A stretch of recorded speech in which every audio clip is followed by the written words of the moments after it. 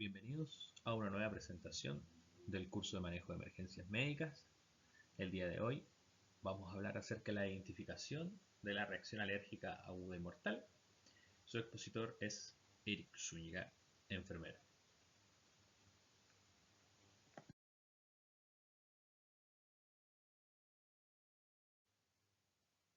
Introduciendo el tema de la anafilaxia, podemos decir que esta es una reacción alérgica que es mediada por inmunoglobulina E, potencialmente pone en peligro la vida y tiene lugar en personas previamente sensibilizadas cuando vuelven a exponerse al antígeno sensibilizador.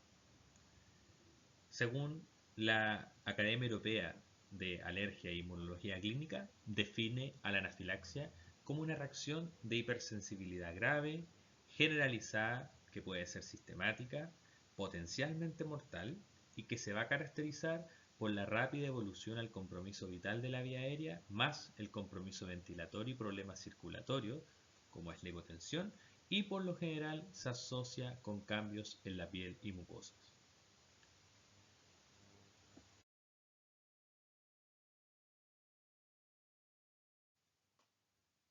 La prevalencia de la anafilaxia es difícil de determinar. Algunos estudios sugieren que alrededor del 1,6% de la población adulta podrían iniciar con un proceso anafiláctico.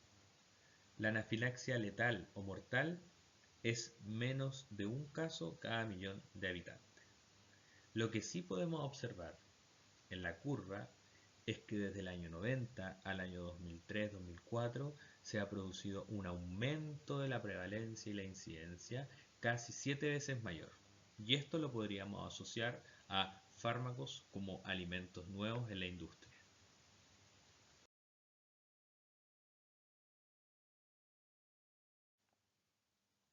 La anafilaxia alérgica mediada por inmunoglobulina E es dentro de los casos más comunes en los servicios de urgencia. Fisiopatológicamente se produce una interacción del antígeno con la inmunoglobulina E. Esto ocurre en los basófilos y los mastocitos van a desencadenar la liberación de histamina, leucotrienos y otros mediadores que provocan dos cosas principalmente: la contracción difusa del músculo liso. Aquí lo vemos nosotros cuando los pacientes están con broncoconstricción, vómitos o diarrea, y además una vasodilatación con filtración de plasma, en el caso de urticaria y angiodema.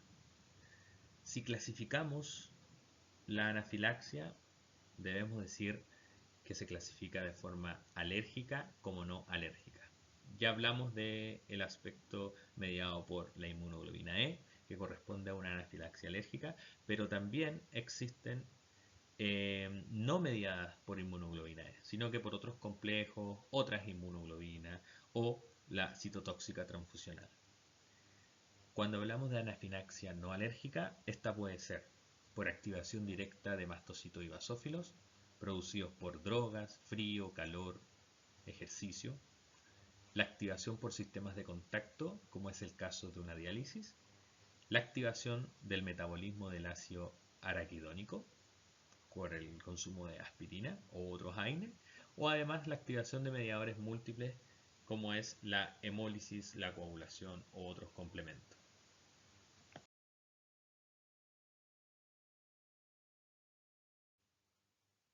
La anafilaxia puede desencadenarse por fármacos. Ejemplos de esto es antibióticos betalactámicos, insulina, streptopinasa, extractos alérgicos, o por alimentos, ya sean nueces, huevos, mariscos. Estos corresponden al 22 al 24% de las causas anafilácticas.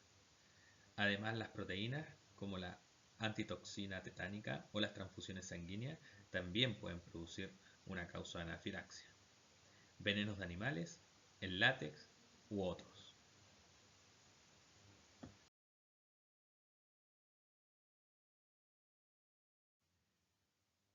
En esta diapositiva hablaremos acerca de los criterios clínicos para el diagnóstico de la anafilaxia. Importante que, cumpliéndose uno de los tres criterios siguientes, es muy probable que el paciente esté cursando con una anafilaxia. Uno de los criterios es que se produce un inicio agudo del síndrome de la piel o las mucosas. Esto es cuando se nos dan urticaria, prurito, eritema, sofoco, edema de labios, úvula o lengua. Además de esto, como mínimo, tiene que ocurrir uno de los siguientes componentes críticos: compromiso respiratorio o disminución de la presión arterial.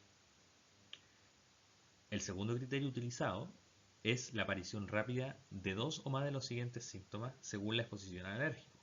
Esto es afección de la pilomucosa, compromiso respiratorio, disminución de la presión arterial o síntomas gastrointestinales persistentes.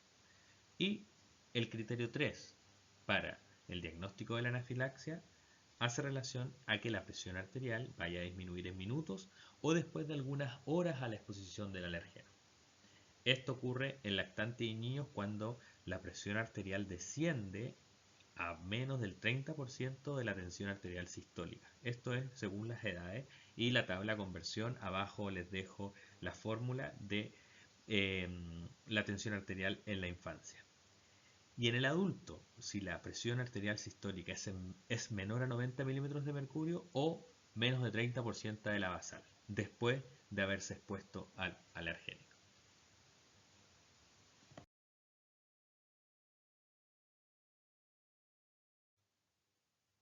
Los síntomas de la anafilaxia pueden comenzar dentro de los 15 minutos tras la exposición, y esto puede afectar la piel, la vía aérea superior como inferior, el aparato cardiovascular o el aparato digestivo, como les muestro en esta imagen. No necesariamente pueden ir de leves a graves, sino que inmediatamente comenzar como grave o mantenerse en una etapa de leve. La verdad es que cada paciente tiene manifestaciones propias de forma típica y muchas veces ya son conocidas al momento de la exposición. Cuando los síntomas van de leve a grave, podemos encontrar desde el eritema, la urticaria, el dolor cólico, la diarrea o una sensación de disnea, palpitación o mareos.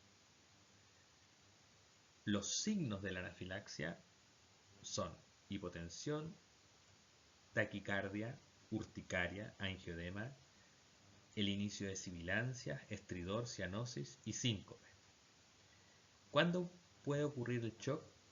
La verdad es que esto puede ocurrir a los pocos minutos y puede generar convulsiones, falta de respuesta a estímulo o conllevar a la parada cardiorrespiratoria. Cuando hablamos de una fase más tardía, esto puede ocurrir dentro de 4 a 8 horas después de la exposición. Los signos y síntomas por lo general van a ser menos graves que al principio y los pacientes tienen una reacción anafiláctica que debe ser solamente observada en entornos de cuidado agudo durante algún par de horas.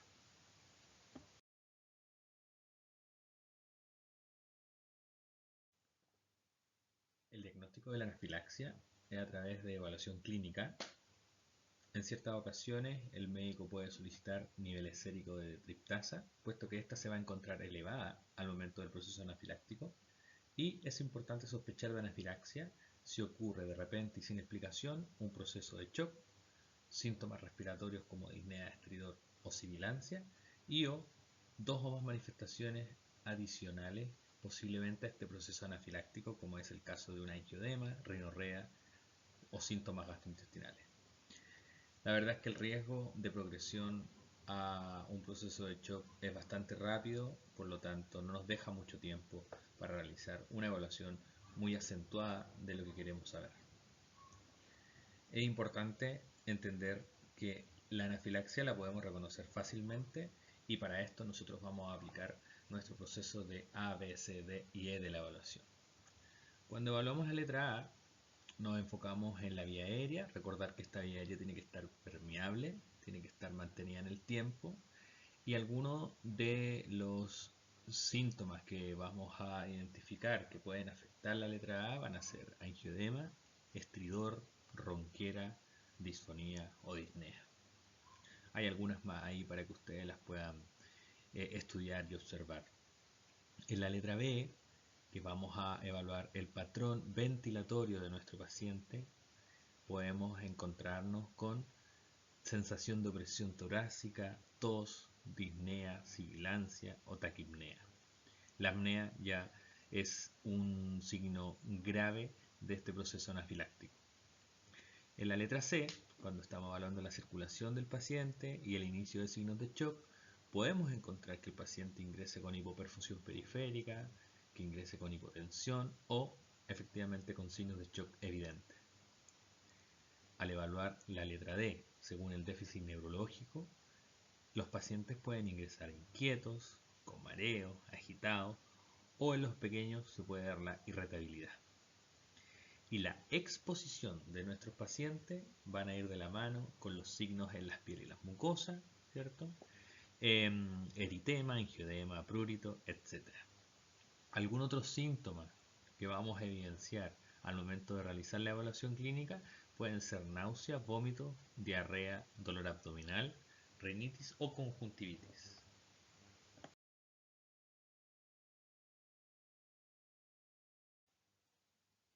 En este diagrama vamos a evaluar cómo es probable que se presenten los pacientes con anafilaxia. Vamos a aplicar las tres líneas de tratamiento con medidas farmacológicas como no farmacológicas. Si el paciente ingresa en paro cardiorrespiratorio producto de una sospecha de anafilaxia, lo que debemos seguir es el manejo de los protocolos AJA para continuar con el soporte vital avanzado, básico como avanzado. Si el paciente no ingresa con afección cardiovascular o respiratorio, debemos evaluar sus síntomas gastrointestinales, debemos identificar el alérgeno, debemos evaluar si existen antecedentes de asma o anafilaxia anterior. Para esto debemos excluir el alérgeno después de haberlo identificado y posteriormente alta y vigilancia a su domicilio. Ahora bien, si los pacientes ingresan con afección cardiovascular o respiratoria, el primer fármaco a utilizar es la adrenalina intramuscular, en dosis de 0.01 mg por kilogramo a máximo 0.5 mg. Además les dejo ahí las recomendaciones del autoinyector que a posterior lo vamos a revisar. Si el paciente está en insuficiencia cardiovascular como insuficiencia respiratoria, el uso de oxígeno por sobre el 95% de saturación es la meta que queremos lograr llegar. El posicionamiento del paciente va a ser importante, ya sea a través de Trendelenburg o semi-Fowler de Harlow. Además de la administración de suero isotónico con una dosis de 20 ml por kilogramo peso. Si es que hay ausencia de la respuesta después de 10 minutos de haber manejado a este paciente, tenemos que evaluar la condición de usar adrenalina intravenosa directa o expansores del volumen. Además, en la vía aérea superior debemos administrar aerosol con adrenalina o aerosol con beta-miméticos. La condición del paciente, si es agravante, es importante activar todos los sistemas de emergencia disponibles en el servicio que yo me encuentre. Si estoy en un servicio de urgencia, activar el reanimador. Si estoy en un servicio de medicina, llamar al equipo o según el protocolo que tengan, ya sea en este caso los de la UCI, etc. Pero debemos sí o sí alertar a los servicios más especializados para continuar con las líneas de trabajo. Dentro de la tercera línea farmacológica, nosotros podríamos utilizar antihistamínicos o corticoides.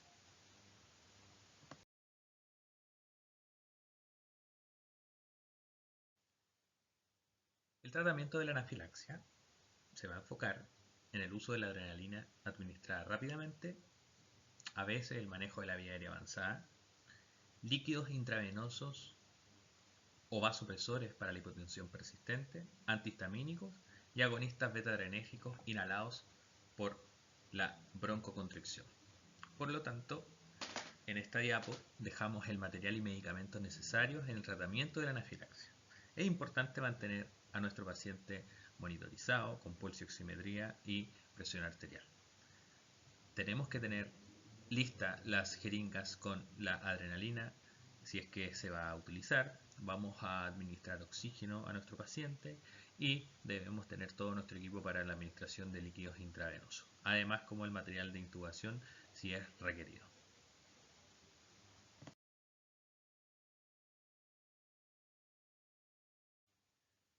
Si hablamos de la adrenalina, esta es la piedra angular del tratamiento para la anafilaxia.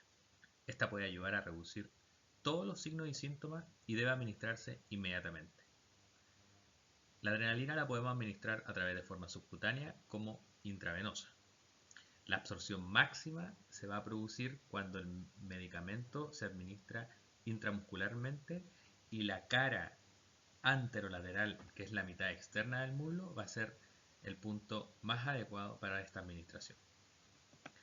Les dejo esta imagen, puesto que considero sumamente importante que nosotros podamos educar a nuestros pacientes, sobre todo a nuestros pacientes que mantienen su autoinyector de adrenalina ante un evento anafiláctico.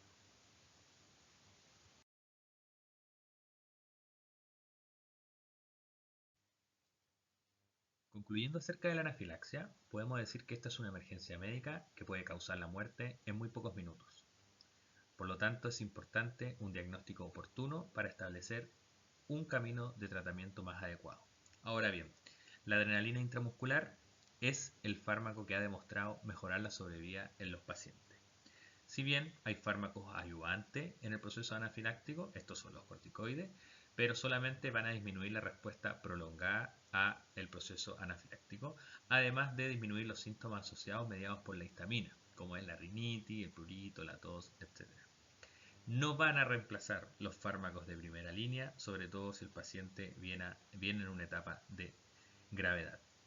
Ahora bien, es importante recabar toda la información pertinente basada en enfermedades crónicas o antecedentes de anafilaxia anteriores, porque debemos explicar la respuesta que se da al tratamiento, de lo contrario cambiar el manejo a otra alternativa farmacológica.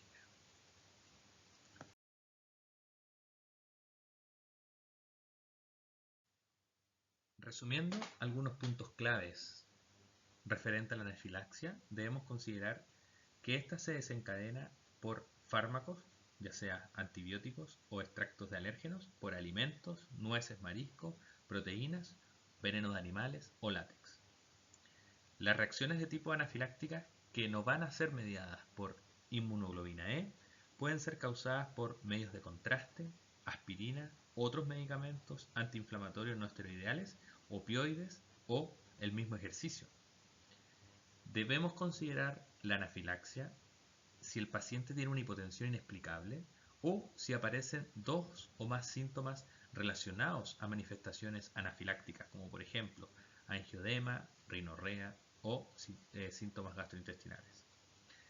El fármaco de primera línea a utilizar en estos casos va a ser la adrenalina. Este fármaco debe administrarse inmediatamente porque los síntomas anafilácticos pueden progresar rápidamente a la oclusión de las vías respiratorias o a un proceso inicial de shock. Ahora bien, debemos educar a nuestros pacientes para que usen un brazalete donde se alerte que son alérgicos a algún componente, deben llevar su autoinyector de epinefrina y además deben tratar de evitar la exposición al alérgeno. En esta diapositiva vamos a resumir también las drogas más utilizadas en la anafilaxia. Ya hablamos acerca de la adrenalina. Importante considerar fármacos de segunda línea como son los antihistamínicos o los corticoides, drogas para el broncoespasmo, expansores del volumen, vasopresores, y en pacientes que van a recibir beta bloqueantes se debe administrar sulfato de atropina o glucagón. Muchas gracias.